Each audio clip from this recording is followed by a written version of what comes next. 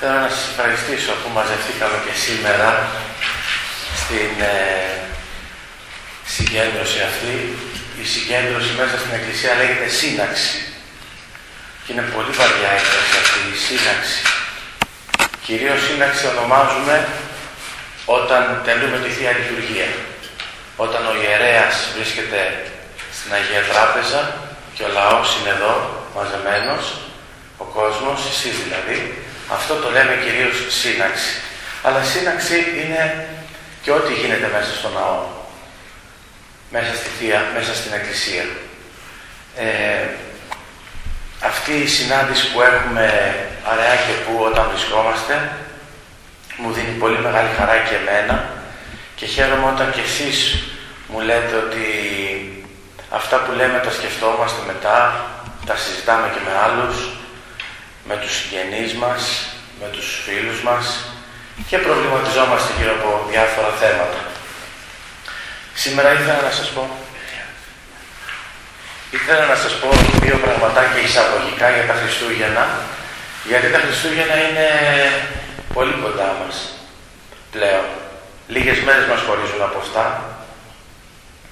Θέλω να σας πω ότι τα Χριστούγεννα είναι μεγάλη εορτή, το καταλαβαίνετε, δεν ξέρω πώς το καταλαβαίνετε, αλλά αν ήθελα μέσα σε μία πρόταση να σας πω ότι είναι τα Χριστούγεννα, θα σας έλεγα ότι είναι ότι ο Χριστός, ο Θεός, έγινε άνθρωπος και ο άνθρωπος μπορεί να γίνει Θεός.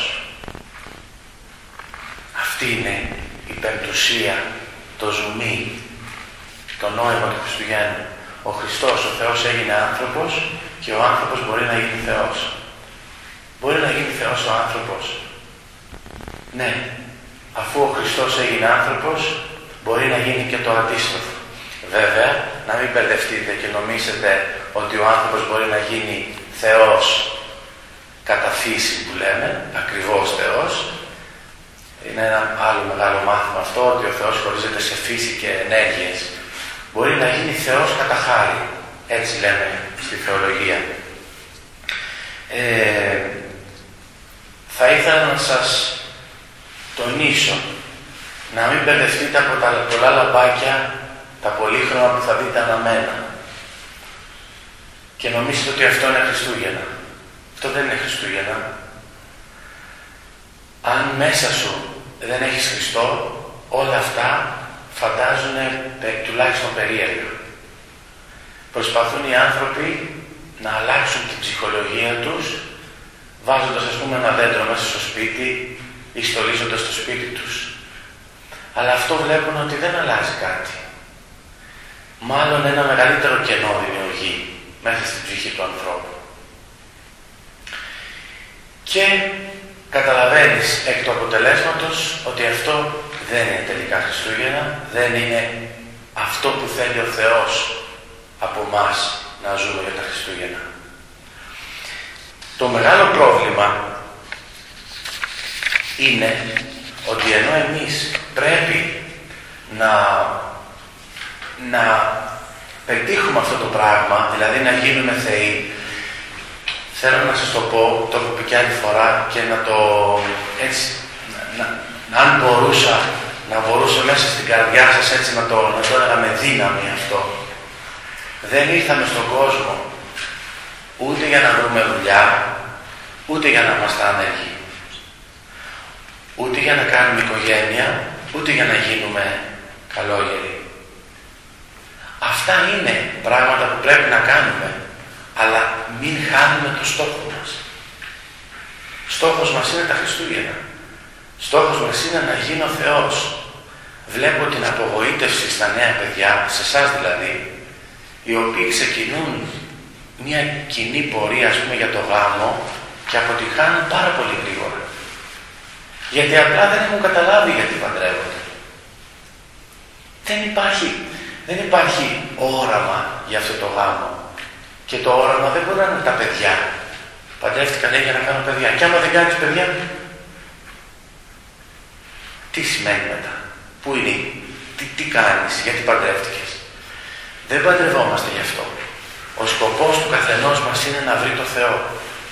Τώρα, εγώ διάλεξα να τον βρω με τον τρόπο τον μοναχικό. Εσείς κάποιοι έχετε διαλέξει να τον βρείτε μέσα από έναν άλλον άνθρωπο. Και τα δύο ευλογημένα. Και οι δύο ευλογημένοι οι δρόμοι αυτοί. Αλλά να υπάρχει ο κοινός φορέας, ο κοινός στόχος. Αν δεν υπάρχει αυτός ο στόχος, όσο και να τον αγαπάς και όσο και να την αγαπάς, σε λίγο θα μαλώσετε. Δηλαδή όταν μου λένε άνθρωποι φοβάμαι, λέω τώρα μου λέει ότι την αγαπάει, λέω ότι τον αγαπάει, φοβάμαι. Αν δεν υπάρχει ο Χριστός στη σχέση αυτή να τη χριστοποιεί, να τη δυναμώνει, να τη φουντώνει, πολύ φοβάμαι ότι αυτή η σχέση πολλές φορές, και το βλέπω από τα πράγματα δυστυχώς, να βαγεί. Και λέω και κάτι άλλο.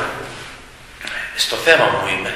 Λέω και κάτι άλλο. Όταν λέω κρατάς τον άλλον με το χέρι, ένα αγόρι κρατάει κοπέλα το χέρι, το ένα δώσε. Το άλλο κράτα κάτι σταθερό, που είναι ο Θεός. Έτσι ώστε όταν πέσει ο άλλος να το σηκώσεις εσύ. Αν δώσεις και τα δύο χέρια και πεις αυτός είναι για μένα, αυτή είναι για μένα κτλ. Αυτά που λέμε δηλαδή, θα πέσουμε όλοι μαζί και θα θρηνήσουμε μετά. Και θα κλαίμε όλοι μαζί. Αυτό θα το ακούτε, ή το έχετε πάθει, να μην πω ή θα το πάθετε, να μην το πω αυτό, ή το έχετε ακούσει από άλλους ανθρώπους ότι έχει γίνει. Σκοπός μας είναι να βρούμε το Θεό. Τουλάχιστον αυτό είναι η Ορθοδοξία. Άμα λες ότι είσαι χριστιανός, και άμα λες ότι είσαι βαπτισμένος, και άμα λες ότι θέλω να είμαι σωστός χριστιανός, είναι αυτό που σας λέω. Διαφορετικά διαλέγετε έναν άλλον δρόμο, κάνετε ό,τι νομίζετε, αλλά δεν είναι ο δρόμος του Χριστού αυτός. Είναι ένας άλλος δρόμος. Το πρόβλημα στο να ενωθώ όμως με το Θεό είναι κάτι που έχω μέσα μου. Και αυτό το κάτι που έχω μέσα μου είναι τα πάθη μου, τα οποία έχουν σαν αποτέλεσμα την αμαρτία. Αυτό είναι το πρόβλημα. Η αμαρτία. Αυτό δεν μας αφήνει τη δυνατότητα να δούμε καθαρά το θέμα και να ενωθούμε τελικά με το Θεό. Η αμαρτία είναι το ζήτημα. Λέει ο Σεβασμιότητος ο Ιερεμίας, ο πατήρ Ιερεμίας, λέει ο Θεός που είναι παντοδύναμος όλα μπορεί να τα κάνει. Μπορεί να φύγει αυτό το βουνό τώρα και να πάει να πέσει στη θάλασσα. Ο Θεός όλα μπορεί να τα κάνει, γιατί είναι παντοδύναμος. Ένα πράγμα δεν μπορεί να το κάνει. Ποιο είναι αυτό το ένα που δεν μπορεί ούτε ο Θεός να το κάνει? Δεν μπορεί ο Θεός να ενωθεί με άνθρωπο που είναι ακάθαρτο στην καρδιά. Δεν μπορεί να το κάνει αυτό. Προϋποθέτει ότι εμείς πρέπει να καθαρίσουμε την καρδιά μας για να έρθει μετά ο Θεός. Βλέπεις ο άλλος μπαίνει στη σειρά και κοινωνάει. Τι κοινωνάς? Το καθάρισες το μέσα πρώτα? Αν κοινωνήσεις χωρίς να έχει γίνει αυτό, σας το βεβαιώνω ότι δεν θα καταλάβεις τίποτα. Θυμάμαι και έναν δαιμονισμένο άνθρωπο, ο οποίος πήγαινε και κοινωνούσε και δεν τον πείραζε τίποτα. Έβγαινε ο ιερέας με το Άγιο Ποτήριο, δαιμονισμένος λέω, κοινωνούσε και δεν καταλάβαινε κανένας τίποτα. Όταν πήγαινε όμως να εξομολογηθεί, έτρεχε ο νεοκόρος με τον ψάχνει να φύγουν με αυτά που γινόντουσαν. Τι σημαίνει αυτό? Ότι πρέπει να γίνει προετοιμασία και να μια ωραία αφορμή. Τώρα τα Χριστούγεννα, να μια ωραία αφορμή. Υπάρχουν τέτοιοι άνθρωποι που λέγονται πνευματικοί, οι οποίοι κάνουν ακριβώς αυτό το έργο. Βοηθούν στην κάθαρση της ψυχής του ανθρώπου. Αυτό κάνουν αυτοί. Και πρέπει να το κάνετε. Όποιοι δεν το έχετε κάνει, πρέπει να το κάνετε αυτό. Γιατί η αμαρτία, ξέρετε πως έχει γίνει σαν βαρύδι μέσα μας. Έτσι μας, ενώ πρέπει να είσαι ορθιός, αυτή σε τραβάει προς τα κάτω. Και σκύβεις, ταλαιπωρία, σκέτη είναι η αμαρτία. Όταν πας αυτά και τα πετάξεις στα βαρύδια, έρχεται ο άνθρωπος, συνέρχεται. Γίνεται σωστός, γίνεται άνθρωπος. Άνθρωπος σημαίνει άνω θρόσκο. Κοιτώ ψηλά. Αλλά εγώ νομίζω ότι δεν είμαστε άνθρωποι. Δεν κοιτούμε ψηλά. Κοιτούμε πολύ κάτω. Και έχουμε και μια καθημερινότητα η οποία πώς μας έχουν έτσι. Πώς τη λένε την έκφραση? Ναι. Πώς? Ναι. Στη τσίτα ήθελα να μου πείτε. Αυτό είναι η έκφραση. Ή στην πρίζα. Ένα τέτοιο πράγμα μας έχουν κάνει. Τρέχουμε συνεχώς όλη την ημέρα. Το βάρος το έχουμε ρίξει σε άλλα. Πολιτική, αθλητικά, έρωτες. Αυτό. Και το μόνο που δεν κοιτάμε είναι η ψυχή και ο τρόπος για να σωθεί η ψυχή. Δεν ξέρω πώς μας το έχουν κάνει αυτό. Όχι ότι εμείς δεν φταίμε. Εμείς είμαστε οι τελικοί που παίρνουμε αποφάσεις. Αλλά βλέπω ότι υπάρχει τώρα και με την ανεργία, ας πούμε, και εσείς που είστε νέοι άνθρωποι, βλέπω την ανεργία μεγαλύτερη, βλέπω την αγωνία. Δηλαδή ο άλλος, καλά είναι αυτά που μας λες πάτε, αλλά αν αύριο εγώ δεν έχω δουλειά, τι έχεις να μας πεις τότε? Έχω να σας πω πάλι το ίδιο. Έχω περίπτωση στην Αθήνα ανθρώπου, ο οποίος δουλεύει σε βιβλιοπωλείο, βγάζει 700 ευρώ το μήνα με τις μειώσεις που του έκαναν, έχει 3 παιδιά, δεν δουλεύει η γυναίκα του, είναι σε νίκη και η απορία μου είναι πώς ζεις, του λέω κάθε φορά που το συναντάω. Δεν ξέρω τι γίνεται, μου λέει. Κάτι γίνεται και τελειώνω και το νίκη το δίνω και στα παιδάκια μου δίνω το φαγητό. Τι σημαίνει αυτό? Εμπιστεύτηκε το Θεό. Εμείς δεν τον εμπιστευόμαστε. Έχουμε κρατούμενο μέσα μας, λέμε εγώ δεν το κάνω. Εγώ ας πούμε δεν το καταφέρω. Καταλάβατε? Και όσο το λες αυτό, αισθάνεσαι, όσο το λες αυτό πνίγεσαι. Α, θα σας πω την εικόνα. Θυμάστε την εικόνα του Πέτρου που περπάταγε πάνω στα κύματα? Ο Χριστός περπάταγε στα κύματα. Ο Χριστός περπάταγε στα κύματα και τον είδε ο Πέτρος και λέει αφάντασμα είναι. Και του λέει είμαι ο δάσκαλος. Του λέει του Πέτρου ο Χριστός. Λέει μπορώ να έρθω να περπατήσω κι εγώ? Περπάτα κι εσύ. Και άρχισε και ο Πέτρος να περπατάει πάνω στα κύματα. Όσο έβλεπε τον Χριστό στα μάτια, περπάταγε και έφτανε κοντά του. Και κάποια στιγμή παίρνει τα μάτια, τα ρίχνει κάτω και βάθος και μαύρη θάλασσα. Και αρχίζει και βυθίζεται. Βυθίζεται, πάει να πνιγεί και τελευταία ώρα το πιάνει πάρα από τα χέρια. Το χέρι ο Χριστός του λέει ολιγόπιστε, γιατί δίστασες? Αυτό του λέει. Γιατί δίστασες? Αυτό είναι και για μας το ίδιο. Πνιγόμαστε μόνοι μας, στη σκέψη μας, στην αγωνία μας. Όχι ότι δεν υπάρχουν προβλήματα. Σήμερα έμαθα, αυτοκτόνησε ένα παιδί 17 ετών. Στη Λάρισα, κάπως στην Καρδίτσα. Γιατί? Γιατί δεν υπάρχει από κάποιον. Λέει, μου γράφει ένας σε μήνυμα, από πού να πιαστώ, πάτερ? Τι να του πω τώρα? Δεν υπάρχει λογική να του πω πιάσω από το Θεό. Δεν το καταλαβαίνει εκείνη την ώρα του λέω. Όταν όμως το είδες ότι πέρασε ο μήνας και είπες Χριστέ μου, με έχουν εγκαταλείψει όλοι, μόνο εσένα έχω. Και βλέπεις ότι τελικά όλα πληρώνονται και οι λογαριασμοί βγαίνουν και τα πράγματα προχωράνε, τότε μέσα σου λες κάποιος άλλος κάνει για μένα τον αγώνα. Και αυτός ο άλλος έχει πρόσωπο. Είναι ο Χριστός. Είναι η Παναγία. Αυτός ο αγώνας, σε τον επανέρχομαι, πρέπει να γίνει. Το να καθαριστεί η ψυχή από τα πάθη. Τότε θα νιώσετε Χριστούγεννα. Απορώ βρε παιδιά, απορώ πραγματικά. Τα Χριστούγεννα, ανήμερα Χριστούγεννα, σηκώνονται οι άνθρωποι και λέει ο ένας στον άλλο χρόνια πολλά. Χρόνια πολλά λέει. Τι έχει γίνει? Τυπικά πράγματα, ανούσια. Μην μείνουν σε αυτές τις τυπικές ευχές και το φαγητό πάλι, αυτές οι γιορτές. Αυτή η γιορτή των Χριστουγέννων, ας είναι φέτος που θα το νιώσετε μέσα στο Χριστό. Έχω γνωρίσει ανθρώπους και κάθε μέρα γνωρίζω και άλλους που μου λένε όταν κοινωνάω πάτερ, μου λένε διαφορετικά πράγματα που τους συμβαίνουν. Ένας μου είπε ότι κοινώνησε και ζεστάθηκε όλο το κορμί. Ένιωσα, μου λέει, κάπως. Άλλος μου λέει, εγώ κοινώνησα και μου φέρε δάκρυα. μπορούσα να σταματήσω τα δάκρυά μου. Άλλος κοινώνησε και του ήρθε μια χαρά που ήθελα, μου λέει, να βγω από την εκκλησία και ήθελα να τους φιλήσω όλους. Και έλεγα από μέσα μου, τρελός είσαι, δεν τους ξέρεις τους ανθρώπους. Και όμως μου λέει, έτσι αισθάνθηκα μέσα. Μια χαρά, ατέρμονη, απίστευτη.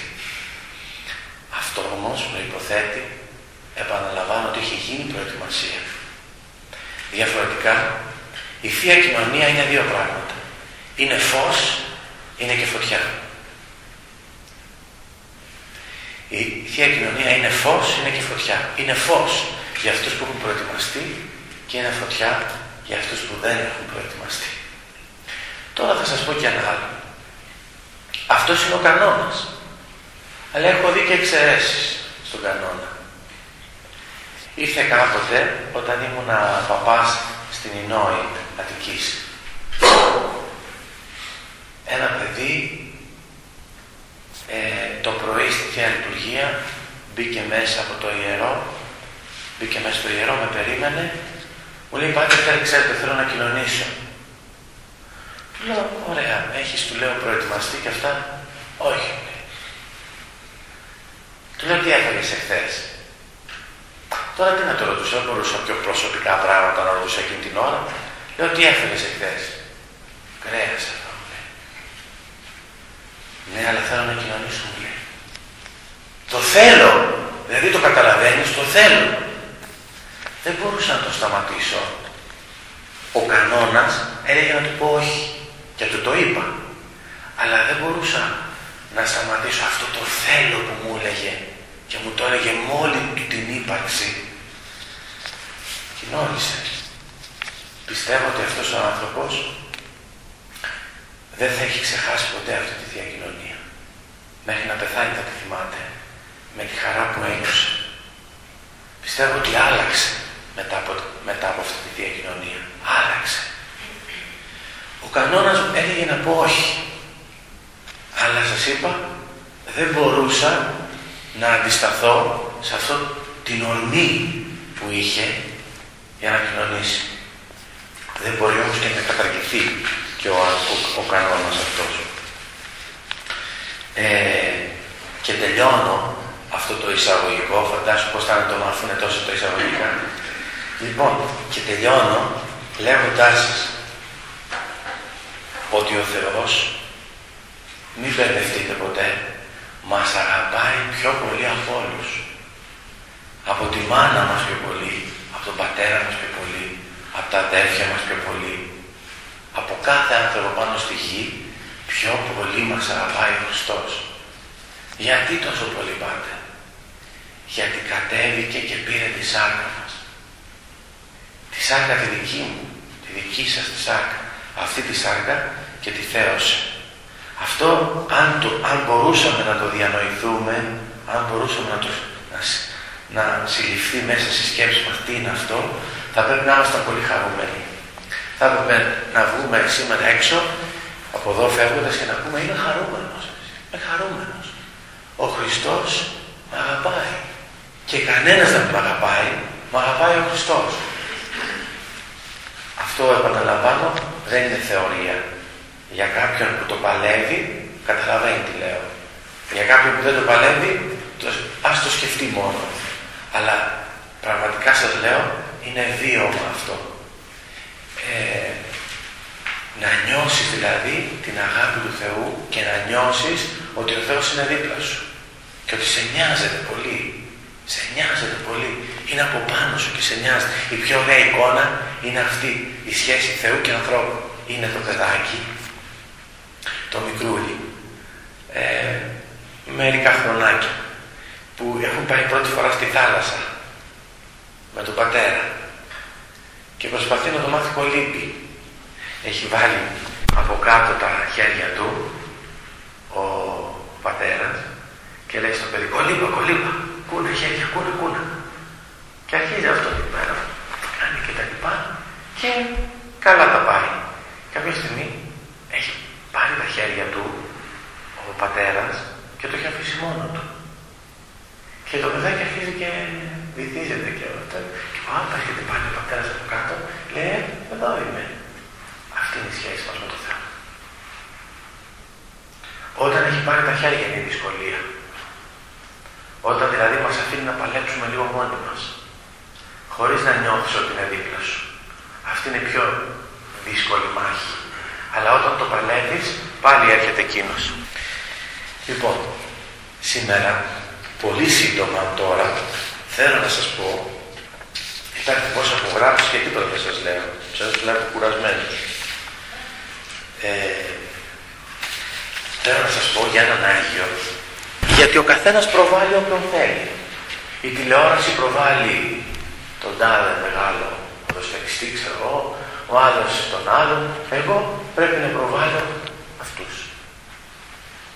Δεν είναι σαν να χορεύουνε. Και αυτοί από εδώ.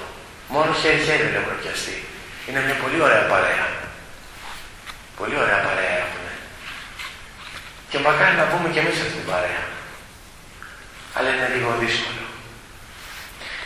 Λοιπόν, στη συνέχεια αυτής της παρέας, αυτός εδώ ο Άγιος είναι ο Άγιος Σάββας, ο Ενκαλύμνο, την Κάλυμνο, για τον οποίο άκουσα προχθές στην Πειραϊκή Εκκλησία, εκτός από το ρυθμό, τη σφαίρα και τα λοιπά που ακούτε, βάλτε και 91 και 2 στο ραδιόφωνο.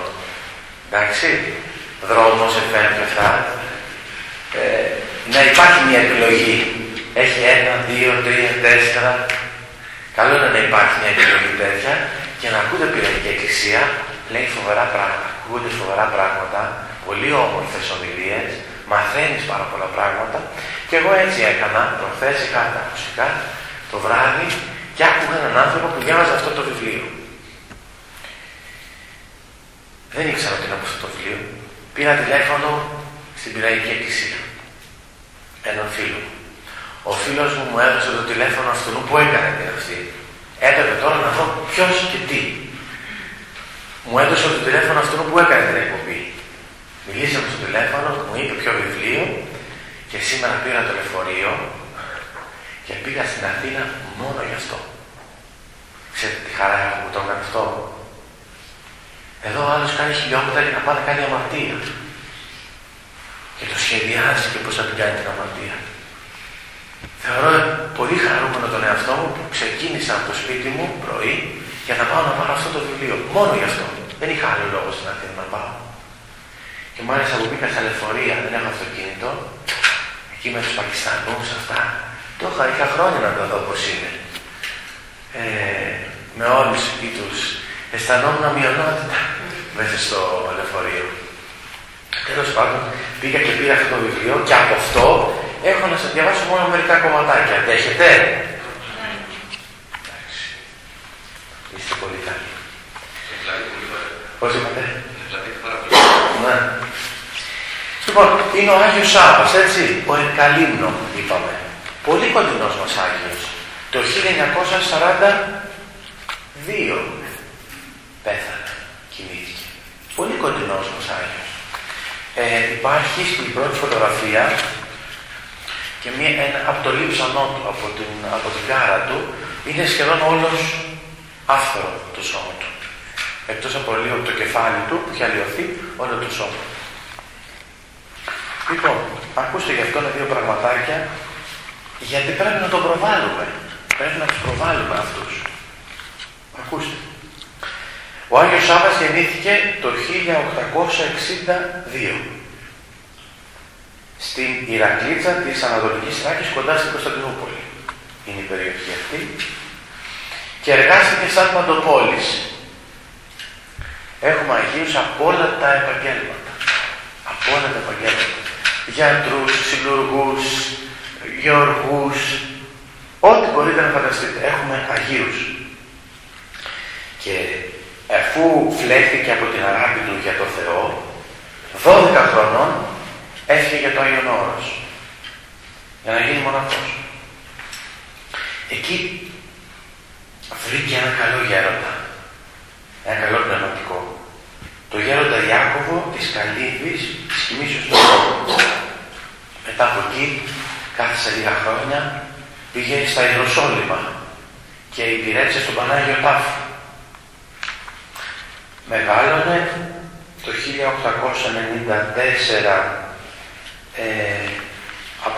και λίγο μετά αποφασίζουν και γίνεται διάκονος και μετά ιερέας και έχει τη χαρά να έχει πνευματικό.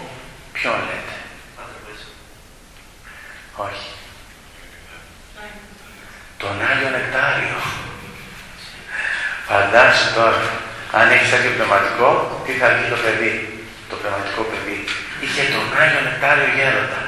Του κλείσε τα μάτια. Δεν εννοώ πήγαινε μια φορά Χριστούγεννα και Πάσχα να εξομολογηθεί. Μιλάμε τώρα, έζησε μαζί του στην Αίγινα. Μέσα στο μοναστήρι που ζούσε και ο Άγιος. Ήταν αυτός που στο Αρετέιο νοσοκομείο των Αθηνών του έκλεισε τα μάτια όταν ο Άγιος πέθανε. 1920, κάπου εκεί είναι. Όταν πέθανε, κοιμήθηκε ο Άγιος Νεκτάριος, άρχισε το κεφάλι του και ίδρωνε. Αλλά αυτό που έβγαζε ήταν μύρο. Τρέξαν όλες οι νοσοκόμες, οι γιατροί να μαζέψουν με το βαμβάκι το μύρο. Ασταμάτητο. Μύρο. Ξέρετε, την ώρα εκείνη δεν βγαίνουν καλά υγρά. Αρχίζει η σύψη ήδη. Σε εκείνον έγινε ακριβώς το αντίθετο. Οι γάζες που του είχαν βάλει για τον ορό μοσχοβολούσαν. Οι γάζες από το σώμα του. Και ακριβώς δίπλα του ήταν ένας παράλυτος άνθρωπος. 2 κρεβάτια έχει. Εγώ πήγα και το είδα. Εκεί είχαν βάλει το Χριστόδουλο. Στο ίδιο κρεβάτι ήταν ο Χριστόδουλος που πέθανε. Πριν πέθανε, βέβαια, όταν νοσηλεύτηκε στο Αρετέιο. Όταν λοιπόν πέθανε ο Άγιος Νεκτάριος, είχε μια φανέλα, την οποία έβγαλαν, την ακούμπησαν στον άλλο και πετάχτηκε ο παράλυτος όρθιος. Πετάχτηκε όρθιος ο παράλυτος από αυτή τη φανέλα του Αγίου Νεκταρίου. Και η φανέλα έχει χάρη δηλαδή. Μακάρι να είχαν ένα κομματάκι από αυτή τη φανέλα και να δεις πόσα θαύματα γινόντουσαν μετά. Είχε λοιπόν πνευματικό τον Άγιο Νεκτάριο, ήταν πολύ κοντά του, τον γυροκόμισε, τον φρόντισε στο τέλος της ζωής του. Μετά όμως έφυγε και πήγε στην Κάλυμνο. Αυτός ο Σάββας αγαπούσε πάρα πολύ την αγιογραφία. Αγιογραφούσε εικόνες. Και εκεί στον Άγιο Νεκτάριο δίδαξε και τις μοναχές την αγιογραφία. Όπως και τη βυζαντινή μουσική, την οποία ήξερα, αυτή που ξέρουμε. Και πάω να σας πω, εκεί στην Κάλυμνο πήγε, ήταν βράχια, ένα μοναστήρι, Άγιοι Πάντες λέγονται, βράχια ήταν, και πήγε και έκανε 2 μικρά κελάκια. Έκανε 2 μικρά κελιά. Και άρχισε εκεί να ασκητεύει. Από εκεί θα σας πω το περιστατικό. Πρώτα θα σας πω το πόσο μεγάλο ήταν το κελί του. Το κελάκι του ήταν 2x4. Στην άκρη 2x4 το δωμάτιό του. Στην άκρη βρισκόταν ένα ξύλινο κρεβατάκι. Ποιο ήταν το κρεβάτι? Σανίδες που ακουμπούσαν σε πέτρες. Το κρεβάτι, λέω, θυμηθείτε τις δικές μας ηλεκτρικές κουβέρτες και όλα αυτά. Ναι. Σανίδες επάνω σε πέτρες, έτσι, με ντόρικους. Ο ίδιος δεν κοιμόταν ούτε εκεί. Κοιμόταν κατά γης. Εκεί, όταν λίγο πολύ τα κελάκια ετοιμάστηκαν, πάλευε νύχτα και μέρα για να βοηθάει τους ανθρώπους. Πραγματικά, έφευγαν όλοι από το νησί και ανέβαιναν απάνω για να μιλήσουν σε αυτόν τον άνθρωπο. Και βέβαια ποιος δεν θα πήγαινε. Εξομολογούσε κιόλας, κατέβαινε μια φορά κάτω στη χώρα, ας το πούμε, της Καλύμνου, και εκεί πέρα του είχαν δώσει ένα μικρό δωμάτιο στο νοσοκομείο, νομίζω, και εξομολογούσε και εκεί. Σε όλους έλεγε 2 πράγματα σημαντικά. Προσέχετε την νηστεία και την προσευχή. Αυτά τα 2 πολύ τα τόνιζε. Τι φορούσε? Τα ρούχα του ήταν παμπάλαια. Το μαύρο χρώμα τους, μαύρο ράσο, κατάντησε απροσδιόριστο, άλλοτε σταχτή και άλλοτε καφέ πράσινο. Ήταν γεμάτο μπαλώματα και αν ρωτήσεις για παπούτσα, μην το ρωτάς. Είχε όμως και ένα καλό ράσο, λέει, χωρίς μπαλώματα, το οποίο το φορούσε μόνο την ημέρα που θα έλεγε το Χριστός Ανέστη, το Πάσχα.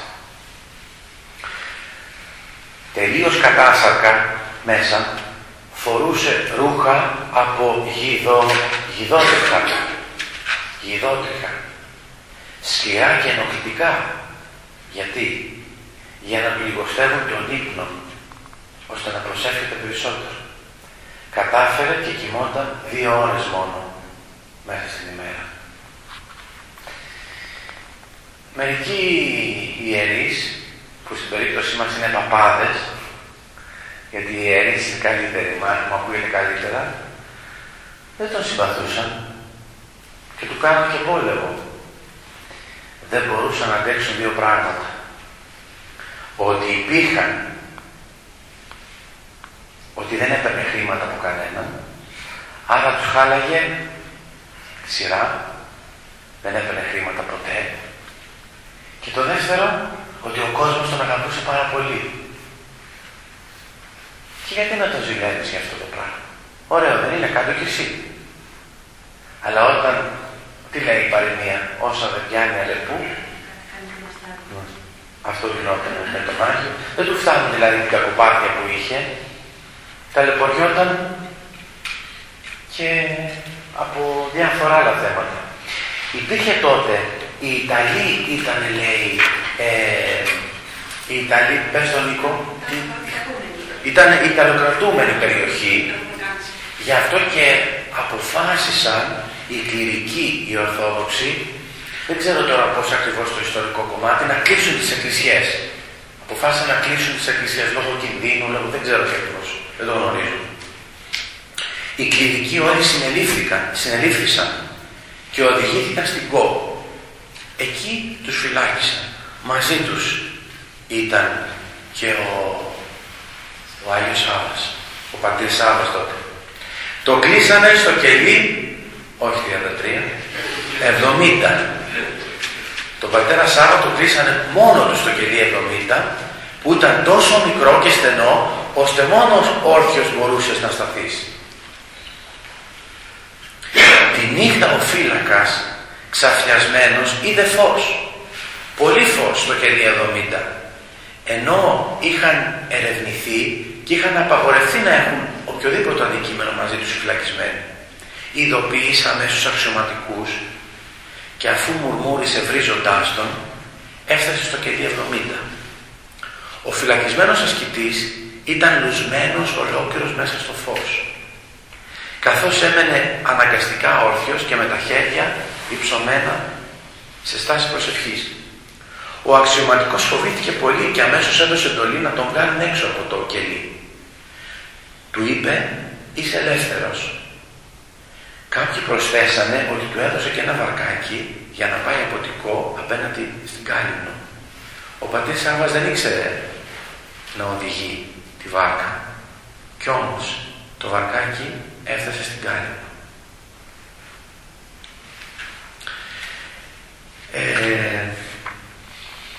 Δύο ακόμα περιστατικά.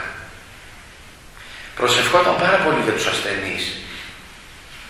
Και αυτοί ή θεραπεύονταν ή βρίσκανε τη δύναμη να υποφέρουν την αρρώστια τους. Ο ίδιος όμως έμενε με αρρώστιες και με τα σωματικά βάσανα. Για φανταστείτε, ο ίδιος, και ο Γέροντας Παΐσιος το είχε πάθει αυτό, είχε καρκίνο, παρακάλεσε ο Θεός να του δώσει καρκίνο. Πόση δύναμη το έχει να έχεις να το... Εδώ οι άνθρωποι δεν το λένε τον καρκίνο με τη λέξη, πώς το λένε? Η παλιαρρώστια λέει, ούτε να το πει τόσο φοβάται. Φοβόμαστε. Ισχύει για όλους μας. Και ο πατήρ Παΐσιος είπε, παρακάλεσε το Θεό να του δώσει καρκίνο. Γιατί όπως λέει εσύ έπασχες στο σταυρό για μας, κάτι να κάνω κι εγώ για σένα. Σε αυτή τη βάση. Ας μετρήσουμε τον εαυτό μας, να δούμε τα χάλια μας τώρα. Προσευχόταν λοιπόν για τους ασθενείς. Με την προσευχή του θεράπευσε πάρα πολλούς και παρηγόρησε αμέτρητους. Και όταν λέμε για προσευχή, μιλάμε για συγκλονιστικές εμπειρίες. Θα σας πω μία. Η προσευχή του έμοιαζε με όπλο που ήξερε να το κρατάει καλά και να το χρησιμοποιεί κατάλληλα. Όλα με το όπλο αυτό τα έκανε. Δύσκολα χρόνια, πολύ φτώχεια. Μια χήρα της Καλύμνου ήταν άρρωστη βαριά. Της είπαν οι γιατροί, εάν δεν πας να κάνεις εγχείρηση στην Αθήνα, θα πεθάνεις. Χρήματα όμως η χήρα δεν είχε. Χωρίς να πολυσκεφτεί, πήρε το μονοπάτι για το μοναστήρι που ήταν ο πατήρ Σάββας.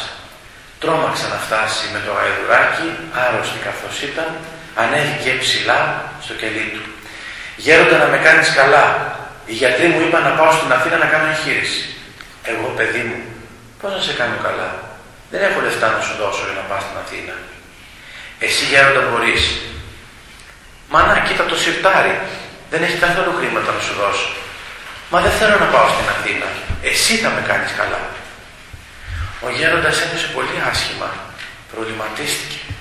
Η φτωχή γυναίκα επέμενε να την κάνει καλά ο ίδιος ο γέροντας και όχι άλλος.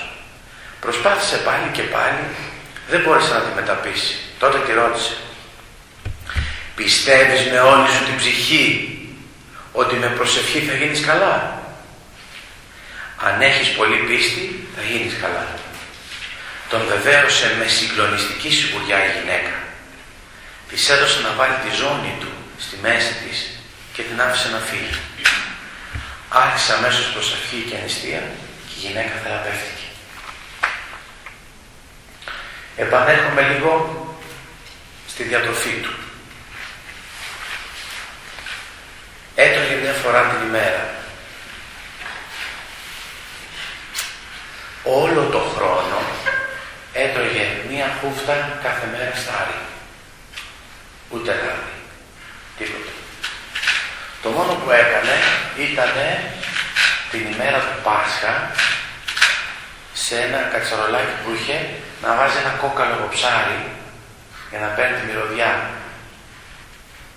Αυτό ήταν το πασχάλιο δείπνο.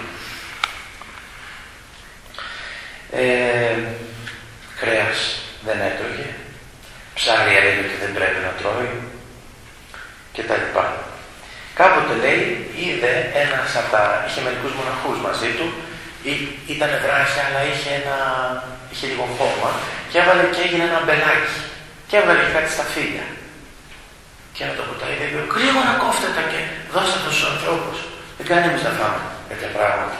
Τέτοια άσκηση μιλάμε τώρα. Και όταν αρρώστησε ακόμα είχε τέτοια διατροφή που οι γιατροί του έλεγαν ότι πρέπει να πίνει γάλα. Ο Άγιος τίποτα.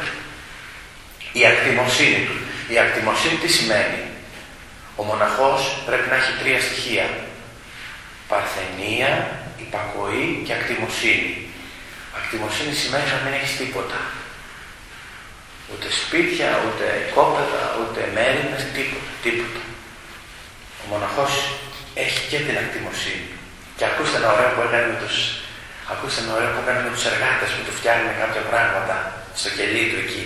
Προσπαθούσε να χτίσει. Τα χρήματα δεν ήθελε ούτε να τα πιάνει στα χέρια του.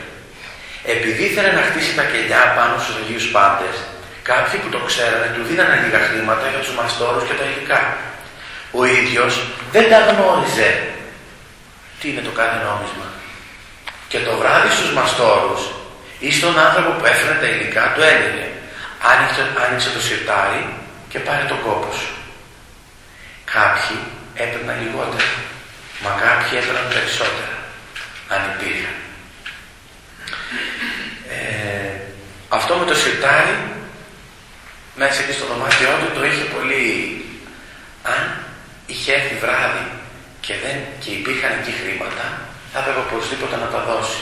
Είναι αδιανόητο, λέει ο μοναχός, μέσα στο κελί του μοναχού να υπάρχουν χρήματα. Γι' αυτό το ίδιο βράδυ τα σκόρπιζε. Καλούσε δηλαδή φτωχούς, αρρώστους κτλ. Και τα μοίραζε. Δεν μπορούσε να κοιμηθεί αν είχε μέσα το κελί του χρήματα. Και τελειώνουν, αλήθεια τελειώνουν. Με το πώς πέθανε. Δεν σας ενδιαφέρει να το μάθουμε και αυτό. Είπαμε δύο πράγματα για τη ζωή, τώρα το πώς πέθανε. Αυτό θα το διαβάσω εντελώς από μέσα, γιατί αυτός ο καθηγητής, ο Στυλιανός Παπαδόπουλος, φοβερός καθηγητής μας στη θεολογική σχολή, πέθανε πέρσι. Έγινε μοναχός. Είχε παιδί μοναχός στα Ιωνόρια, έγινε και ο ίδιος μοναχός και πέθανε σε μοναχός. Το σακείο του μεγάλου ασκητή δεν άντεχε άλλο. Οι κόποι του για την αγάπη και τη διακονία των ανθρώπων τον είχαν εξαντλήσει. Ο Κύριος είχε τις αγκάλες του ανοιχτές. Απρίλη 7. Πλησίαζε το Πάσχα. Εορτή που συγκλώνιζε το γέροντα Σάβα. Αργά το απόγευμα, η ευρισκόμενη σε άλλο μοναστήρι μοναχή Κυπριανή είδε τον μακαριστό Σάβα μέσα σε ένα σύννεφο. Το σύννεφο ήταν χρυσό, όπως το διηγήθηκε, και ανέβαινε ψηλά, ενώ ο γέροντας έψερνε χαρμόσυνα. Έψερνε το «Ευαγγελίζου γη χαράν μεγάλη» και ύψωνε το χέρι του προς τον ουρανό. Η Κυπριανή αυτή μοναχή αναγνώρισε τη μορφή του και διερωτήθηκε αμέσως, μήπως κάτι συμβαίνει με τον γέροντα, μήπως είναι άρρωστος. Ήταν πράγματι άρρωστος, αλλά όχι μόνο αυτό. Την ώρα εκείνη ακριβώς άφηνε ο γέροντας τον κόσμο και ανέβαινε στον ουρανό. Από αρκετές μέρες πριν η κατάσταση της υγείας του πήγαινε από το κακό στο χειρότερο. Ήταν βασανιστικά κλινήρης. Δοκίμαζε πολλά και διάφορα. Γιατροί και μοναχές κάναν ό,τι μπορούσαν. Ακόμα και αδιάφοροι άνθρωποι που κάτι επιτέλους υποπτεύονταν για την αγιότητα του ταπεινού αυτού ασκητή, έκαναν και αυτοί ό,τι μπορούσαν. Οι λίγες μοναχές με την ηγουμένη Θέκλα πρώτη, συνεχώς πλάι του, αυτό είναι ένα μοναστήρι που ήταν κοντά στο δικό του μοναστήρι και είχε τη φροντίδα, όλες προσεύχονταν και όσο μπορούσαν τον φρόντιζαν. Μα η αντίστροφη μέτρηση είχε αρχίσει. Στην τελική ευθεία ο γέροντας για το θάνατο. Ξημέρωσε Δευτέρα, 5 Απρίλη. Κλινήρης πάντα ο ασκητής και σταματά πλέον να μιλά. Δεν ήθελε τίποτα. Δεν δεχόταν τίποτα. Καμία τροφή, ούτε νερό. Έκανε νόημα στην ηγουμένη να μην του μιλάνε πλέον. Να μην τον πιέζουν για τίποτα. Σιωπή. Τα πάντα, τα μάτια του κλειστά. Ήρθε και η Τρίτη. Τα ίδια. Σιωπή. Ανάσαινε βαριά.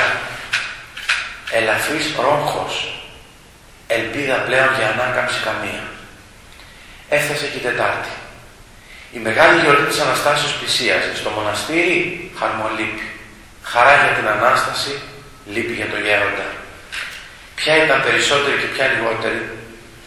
Η λύπη πάντως φτάνει πιο βαθιά σε όλους μας. Χτυπάει την πόρτα της καρδιάς πιο εύκολα.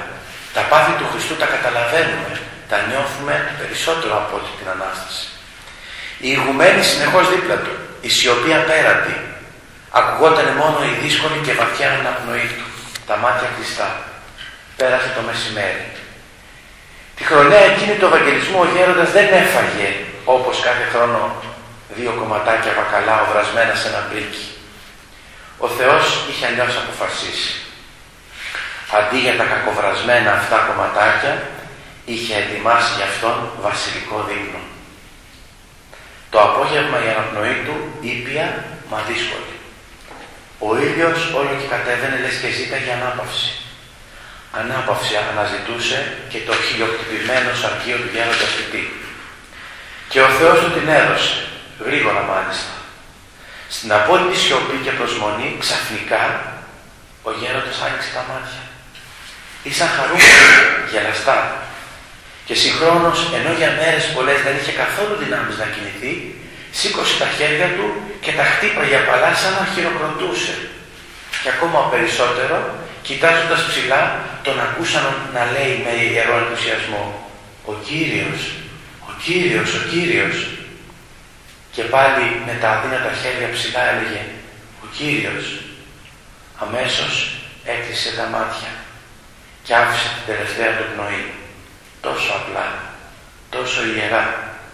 τη στιγμή ακριβώς αυτή που η μοναχή Κυπριανή τον έβλεπε να ανεβαίνει στον ουρανό σε χρυσό σύννεφο μέσα. Ήταν Απρίλη 7, 1948, η μέρα που ορίστηκε να τιμάται και η μνήμη του κάθε χρόνο. Αυτός ήταν ο βίος του Αγίου Σάββα του Καλύμνιου 1948. Πολύ κοντά μας αυτός ο Άγιος, και διάβασα και για την εκταφή του. Είδα ακριβώς πώς γίνεται ένας Άγιος, δηλαδή η διαδικασία πώς γίνεται. Μετά από 9 χρόνια τον άνοιξαν από τον τάφο, ήταν άγιωτος, ευωδίαζε, η ευωδία έπιασε από το βουνό, την μοσχοβολούσε η πλατεία στο νησί. Καταλαβαίνετε τι λέω τώρα? Να περάσει στο βουνό δηλαδή, η ευωδία της αγιότητός του. Μόνο λέει το ένα μάτι του είχε κάπως αλλοιωθεί αυτή την πρώτη φορά στα 9 χρόνια που έγινε, και εκείνη την ώρα έβρεξε, αλλά έβρεξε μόνο πάνω στο λείψανο και δεν βράχηκε κανένας από τους γύρω. Απίστευτα πράγματα. Κανένας δεν αισθάνθηκε τη βροχή, και όμως έβρεχε. Μεγάλες στάλες έπεσαν, λέει, πάνω στο κορμί του. Ο Μητροπολίτης είπε να ξαναθαυτεί το λείψανο, και μετά άλλη μια φορά και άλλη μια φορά, τρίτη φορά, άφθαρτο το λείψανο. Επικοινώνησε με το Οικουμενικό Πατριαρχείο, τους είπε ότι έχουμε την περίπτωση αυτή, και χρόνια αργότερα, με πράξη, το Οικουμενικό Πατριαρχείο, όλη η Σύνοδος αποφάσισαν και τιμούμε πλέον τον Άγιο Σάββα, τον Καλύμνιο, ως έναν ακόμα Άγιος της Εκκλησίας. Δηλαδή σε αυτούς τους προηγουμένους προσθέθηκε κι άλλος ένας στον ωραίο χορό που έχουν. Αυτά ήθελα να σας πω. Η κάρτα στην κάνει. Όλο το σώμα του. Όλο το σώμα του στην κάνει.